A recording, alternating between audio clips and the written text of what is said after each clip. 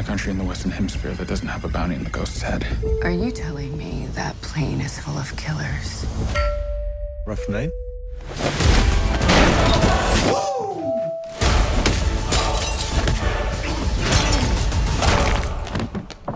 Please open the door. 1 second! This kind of reminds me of back in the 90s when Nick Cage did Con Air and The Rock in 2 separate years, but they were really close together. Trap and Fight or Flight, man, they're two awesome movies. How do you get so lucky to have two amazing screenplays and characters land in your lap so close together? I'm just a lucky guy, you know. Like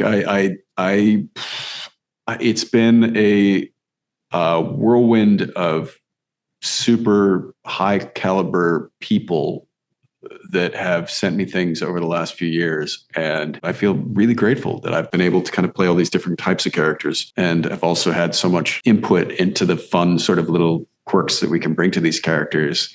And I just feel really gratified, honestly. Can you find me something to change into?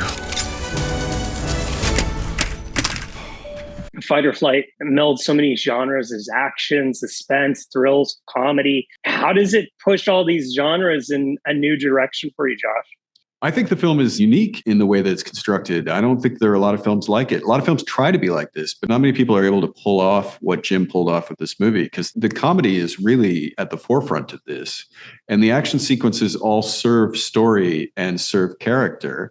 And it doesn't feel like it's just a plug and play action film in any way, shape, or form. So I don't know if there are many that tick all those boxes that come out these days. I haven't seen one in a long time. It reminds me more, and this is what we were after anyway, a movie that was kind of made in the 90s, that sort of early 90s action film that becomes, that you create iconic characters and then the action springs from the situation that those characters are in. And the sequences kind of involve how the character would react more than they involve like what would be most impressive and CG written, you know? So this is all in camera. The stunts are all done by the people who you see on the screen. It's old school in that way. And that I think adds to the pleasure, I think, of watching it personally. Who hired you? You're not even sober. Getting way closer than I'd like to be. If I bring you ghost and alive, I'm free. What the hell are you doing?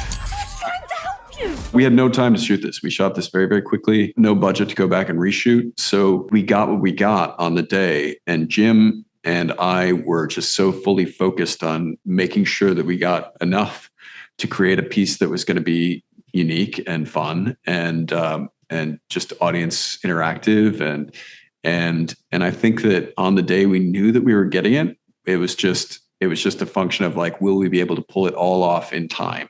And so there was a real sense on the film set in a similar sort of way to like the kind of intensity of the film itself, that we were feeling that way on the set, because we knew that we only, like if we didn't get this right in this particular take, we weren't going to get another one.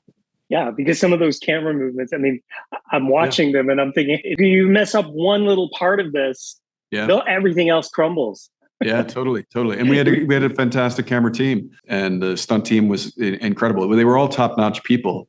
The only thing that we lacked was money. And I think it was because, it was my first action movie in a very long time, and they were taking a chance on me doing all my own stunts. They didn't know if I could pull it off. And so they were only willing to bet so much on us.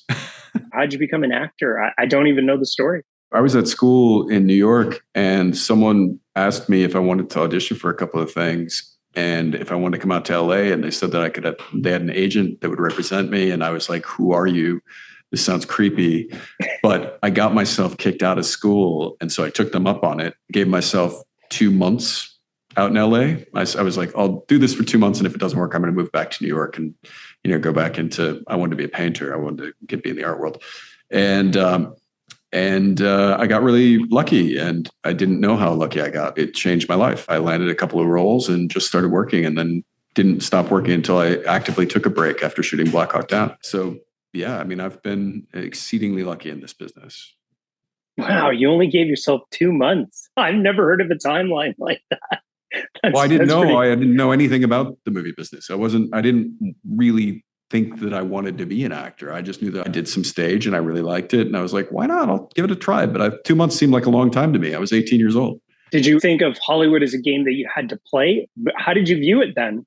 It wasn't a game that I wanted. I didn't know it was a game. It was my life, like I was asked to come and audition for a few things, and I did that, and I landed a couple, and then suddenly I was working, and then I was trying to figure out what it meant to be an actor. Like I didn't really know what it was yet, and it's still evolving at this stage in my life. Like I don't know. Some people I know work very, very long and hard to get to a position where they have that opportunity, and I'm not trying to belittle that time, because mine was just a completely different trajectory. And I was also very, very young. So I didn't have an idea of what my life and career would look like.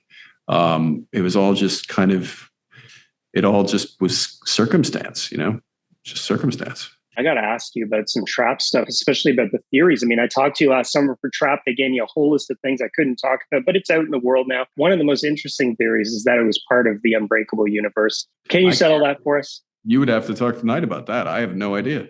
Like he wouldn't even tell me, I'm sure. If it is, I'll find out when I'll probably find out a few months before you guys do, if it is.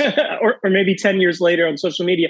Did you ever delve into any of that? Like there are reamfuls of pages on theories surrounding Trap and your character. Well, I know that people have been very excited about it recently. People have been watching it a lot more. I love Trap. I think it's a fantastic film. And Knight is one of the most unique filmmakers working today. And I think people didn't give it enough credit when it first came out, but that seems to be a theme with Knight. And I think that when you go back and revisit his work, you're going to see that it's phenomenal work. And that character was so much fun to play. It was so unique for me. And yeah, I mean, I'm proud that people are enjoying it and have theories about it and are thinking deeply about it, because that's cool. That's what audience interaction is about.